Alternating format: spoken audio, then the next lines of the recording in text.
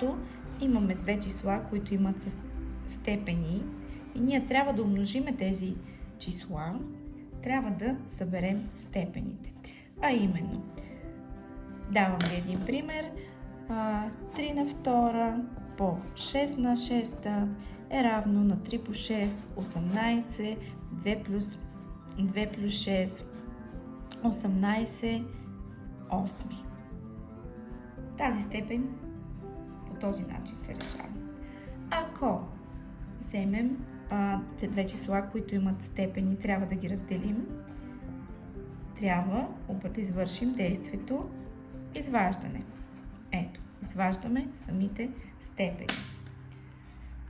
По същия начин степените ще бъдат извадени, примерно 2 минус 6. Или, хайде да кажем, че е 12 минус 6.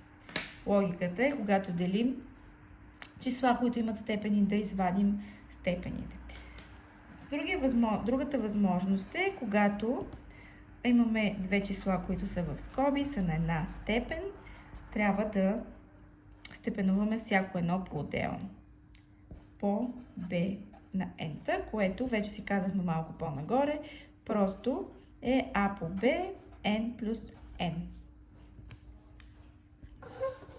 Ето по този начин. Какви други възможности може да имаме? Да бъде дробно число.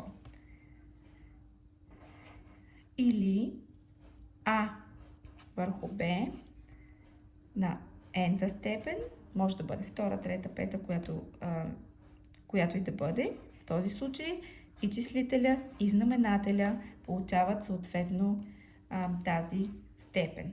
Като трябва, много важно, b да не е равно на 0, да бъде по-голямо от 0. Един последен вариант, който ще ви покажа, когато a, съответно число, има вече една степен и е в скоби и получава още една степен. В този случай, както малко по-нагоре обяснихме, степените ще ги тук. Няма да ги събираме, изваждаме, степените ще ги умножим. Ето тези две степени ще бъдат умножени. Варианти, в които числото ни има нулева степен, тогава те са равни на 1. В случая а трябва да бъде по-различна от 0. Не трябва да бъде равна на 0. В случай, когато, тук ще да пиша, когато числото ни има отрицателна степен, в този случай слагаме числител 1 и знаменателя става положителен. В случая също а не трябва да бъде равно на 0. Сега ще ви дам една задача, която вие да решите и да ми пишете в коментарите какво получихте. Да кажем хикс на трета върху хикс на втора и това нещо в скоби на 6.